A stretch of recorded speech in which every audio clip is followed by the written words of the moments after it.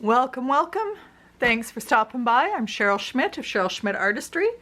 Today I'm making this very stormy looking fall-esque feel alcohol ink project. It's for the Mixed Media Emporium Facebook group.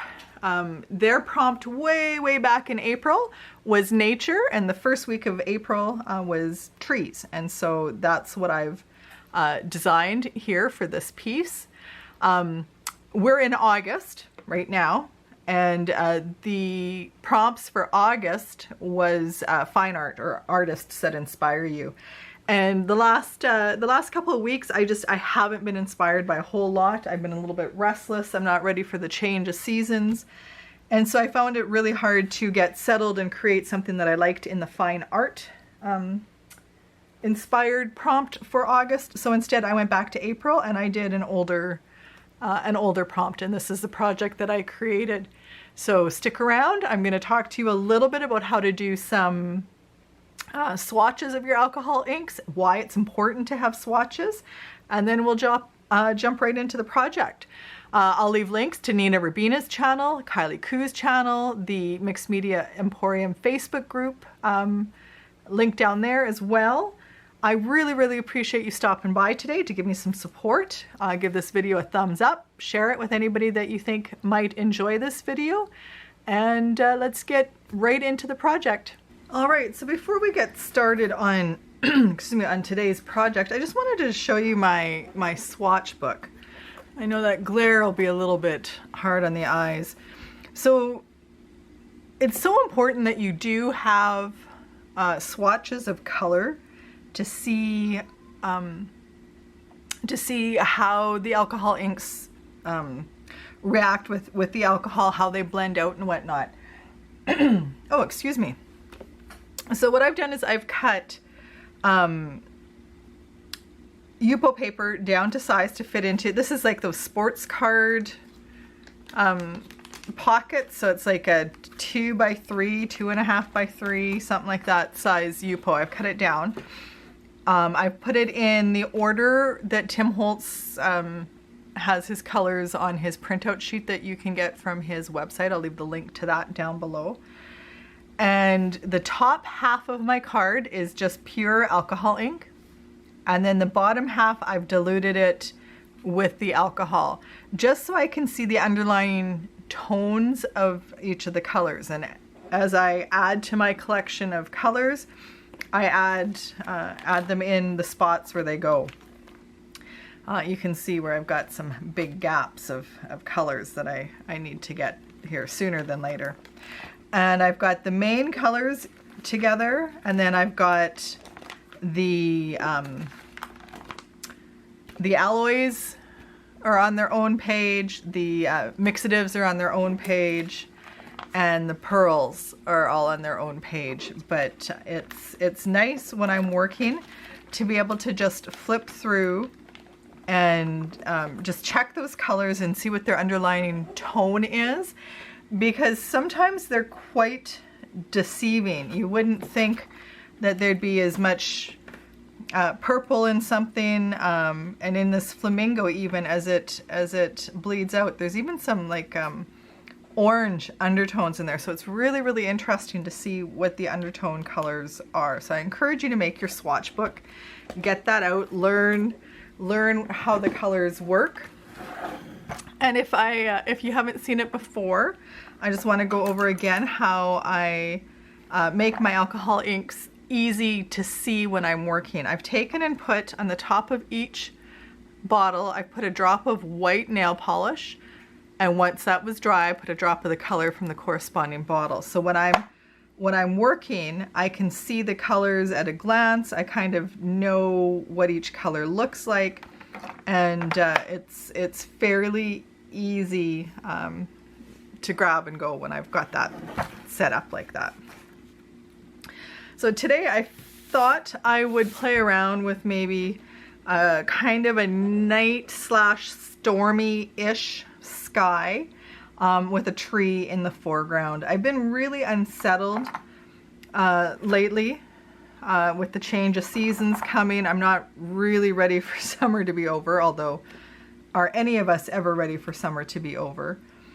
I'm not ready for my kids. I've got 2 kids that are still in high school. I'm not ready for them to return to school. I'm not ready for things to change again. Let's see, I think I want a dark blue. You know, sometimes you sit there and you think to yourself, man, do I really need every color under the rainbow? But yeah, sometimes you really do need every color under the rainbow. There's certain things that certain colors do that you just can't get with other colors. And I think just because we can today, I'm going to throw a little bit of metallic into that background. So I've got my alcohol and I've got no blending solution. Excuse me while I pop off to the side and find a bottle of blending solution.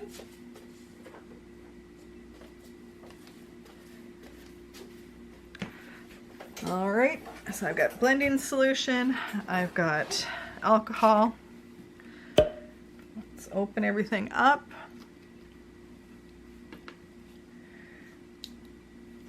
Oh, I don't think I cleaned this last time, so now it's stuck. That's the other thing I want to encourage you to do. Make sure you're cleaning the tops of your blending solution bottles, the tops of all your colors as well, because they will dry and all of a sudden that lid is on there permanently.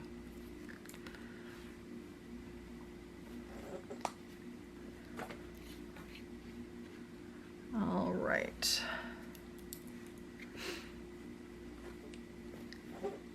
So I've been applying for jobs. I decided it was time to maybe re-enter the workforce in a full-time capacity. I'm just going to shake my alloy up.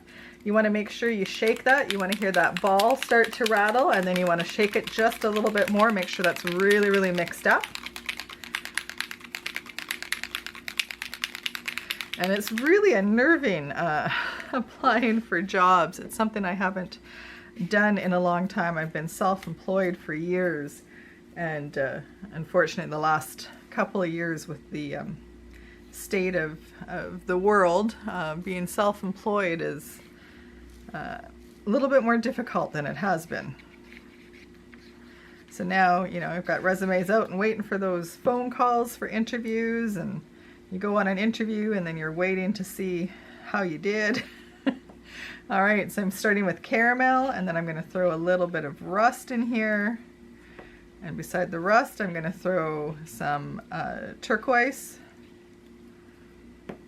And then a little bit of Monsoon in here. Bring in a little bit more of that caramel color up and through here. Maybe a little bit more rust down in here. All right, and now let's start moving things around. Don't be afraid to come in with your finger, move things with your fingers.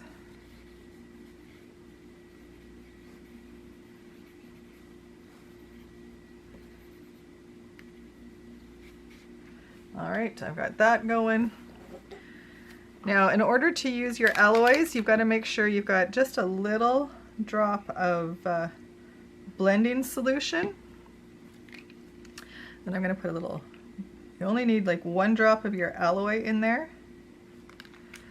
And I'm going to bring my, I'll bring you in a little bit closer here so you can maybe see a bit better what I'm doing. I know. And then I'm going to start moving stuff around with my blower.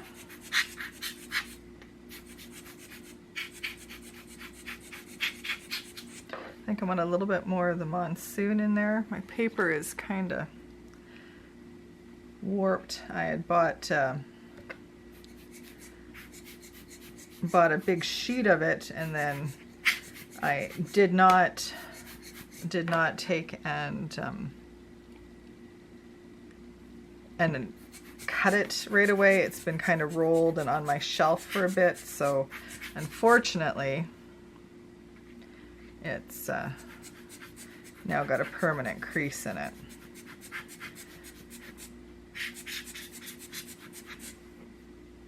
I'm just going to keep adding colors and working things, add a little bit of alcohol in where I need it, move things around until I'm happy with my background.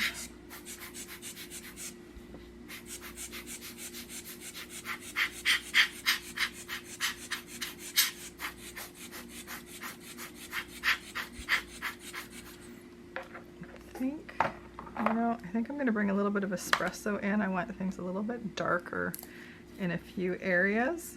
So I'm going to put a little bit more alcohol ink in alcohol right there. I'm using 99% alcohol. I'm going to throw a little bit of the espresso brown in there. I want that darker. And as I blow it out, I'm leaving it a little bit more puddly. Can you see that?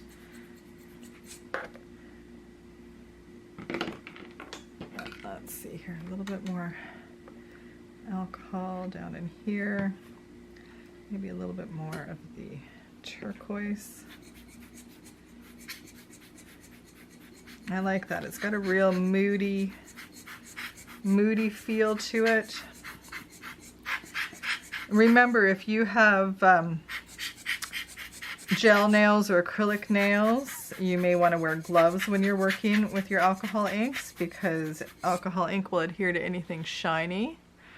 So you don't want to ruin your manicure. I tend to like to put matte polish. I just put a matte top coat on my nail polish, and then I don't have to worry about that so much. All right, so a few more puffs and I'll have that completely dry. But look at that background. Is that not beautiful? I love that storminess that I have going on, that unsettled. I'm going to put a little bit more alcohol right there and add some of that darker blue. And again, I'm just going to leave things a little bit more punchy, cloudy. The camera is picking it up to look much, much darker than what it is in person. Right. Yeah, I really, really like that.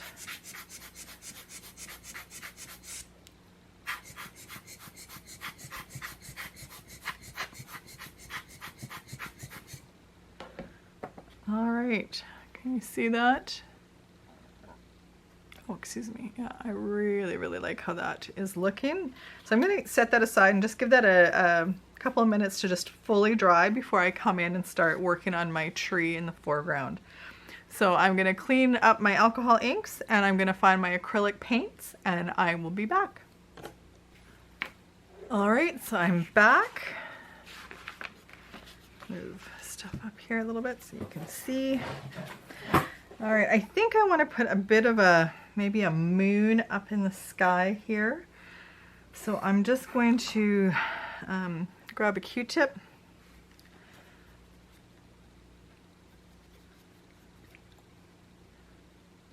Put a little bit of, just put in a little bit of alcohol in there, not a whole lot. I don't want it too wet. These fine-tipped applicators are awesome for your alcohol ink. Sometimes I have a little trouble getting the needle to go back in the hole, but that's okay. All right, so let's maybe rub back a bit of a circle here.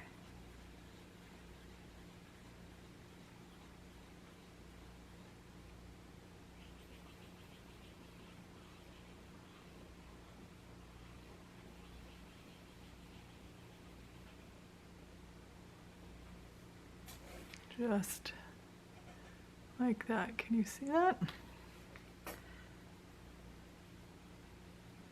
It's not a perfect circle, but I think that will work. When I'm painting with acrylic paint, especially with black over something, I like to use black gesso. I've got the Liquitex black gesso in my stash right now. I'm just going to dispense a little bit out. I'm using a Princeton #2 round brush. I like it because it's got a real kind of snap to it. Yeah, I've got water there. Perfect. All right, so let's jump in. I'm going to do this freehand and hope that I don't regret it. So anytime you're working with a tree, you always want to make sure it's fatter at the bottom, skinnier as you go up to the top. And trees are fatter at the bottom, they're thicker because that's where the roots are, that's what keeps them stable, that's what keeps them in the ground. So make sure you plant your tree firmly on the ground. I tend to start with just a solid line, and then I build out my base of my tree from there.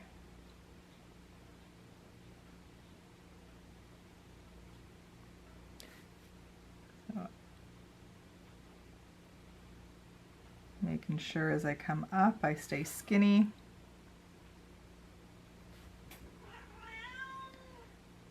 Sorry about that.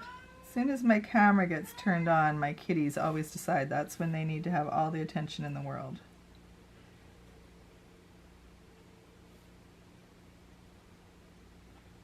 All right, let's just make that just a little more fat down there. And I like to make my trees quite wavy and bendy. If you look at a tree in nature, they're like that. They are not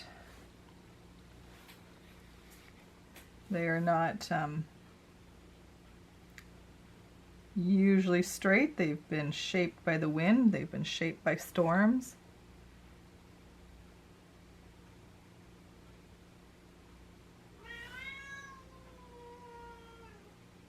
Oh my goodness, listen to the story she's telling. She's such a drama queen. I'm just fattening up the Y of my tree here a little bit.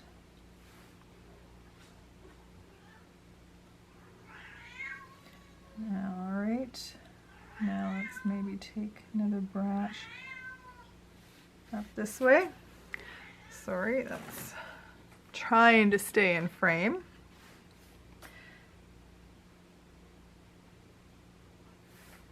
All right, so let's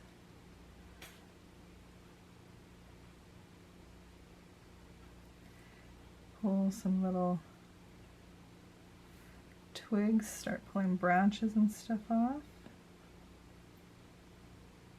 Make sure you're making things different lengths, different sizes.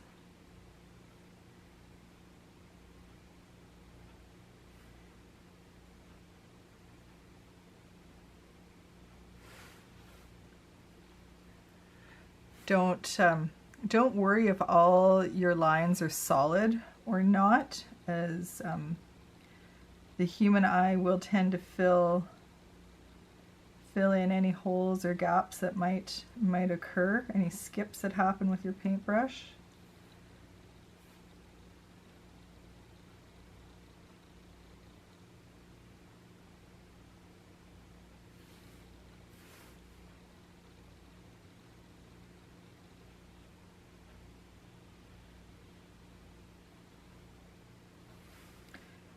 Fattening that up a little bit. Anywhere that you see that it's not looking quite right, you can come in and adjust.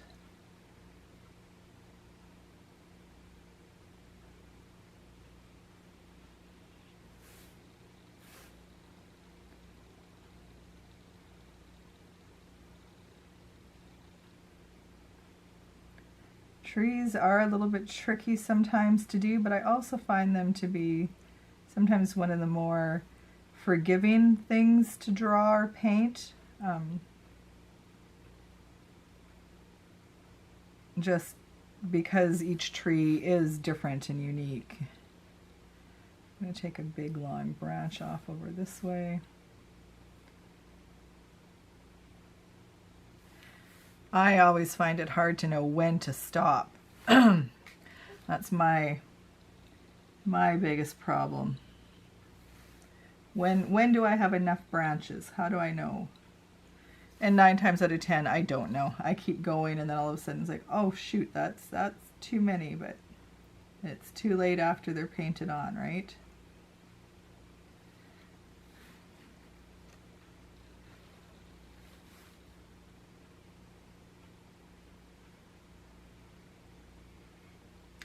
So I've got a paint class coming up this week. Our youth group at church has been meeting every other week through the summer, having a drop-in for the kids, which has been fantastic.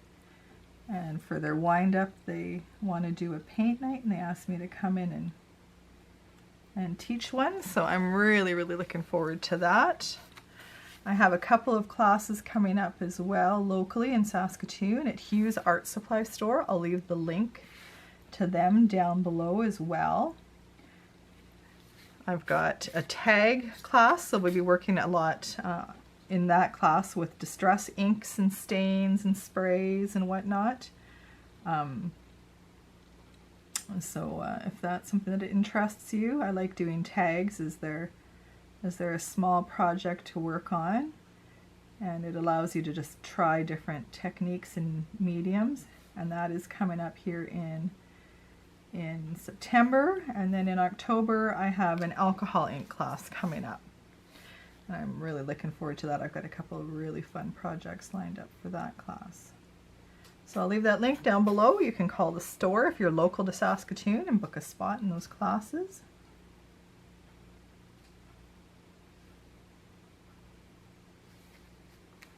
There we go. So I'm pretty happy with that tree. I'm going to plant it a little bit more though, so I want to bring in some ground cover here.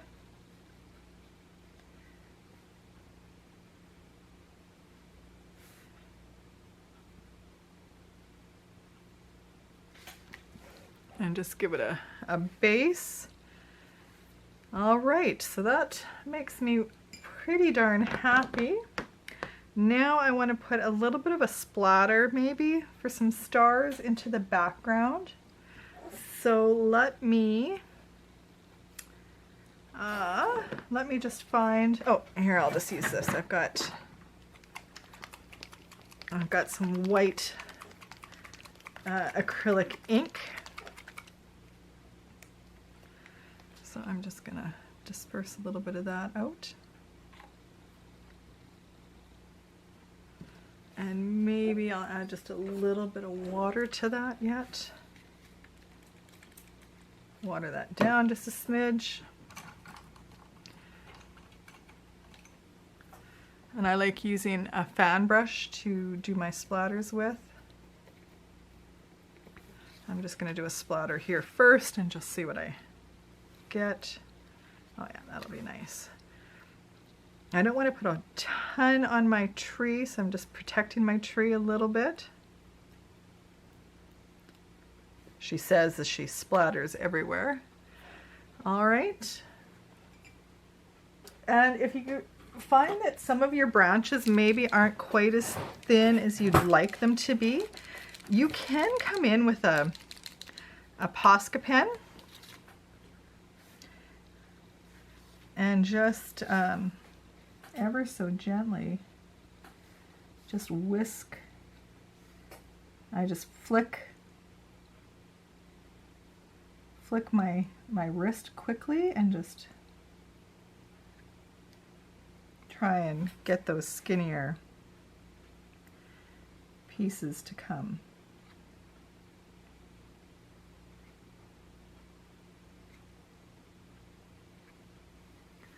Right, so that gives me, can you see how that just gives just a much skinnier look and feel to those branches?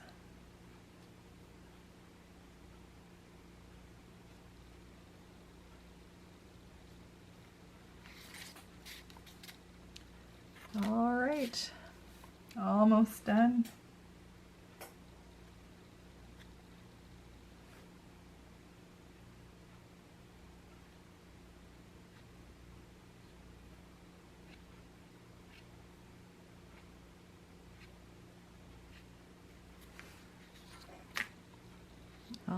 right, so those are going to dry now. Make sure with your Posca pens you hear that click before you call it quits. So the white ink that I splattered, of course, picks up some of the alcohol ink color, so it's not super, super white anymore. There's a few really white spots like on the tree itself, but in the background it's picked up those alcohol ink colors. So that's today's project. It's pretty quick and simple. Move that in just a little bit more. Let's see here, do I have a plane? There we go, a bit more contrast on that one. That's today's project. Please remember to go check out the Mixed Media Emporium Facebook groups page down below. I'll have links to Nina Rabina's page, Nina Rabina's YouTube channel, and to Kylie Koo's YouTube channel, and a link to the Mixed Media Emporium Facebook group. Please make sure you go and give those ladies some love. And I'll see you hopefully on Saturday. I'm thinking about doing a studio tour Saturday. So make sure you leave your comments down below. Let me know what you thought of this video, if you liked it. And let me know if you would like to get a tour of the space that I created. Talk to you later. Bye-bye.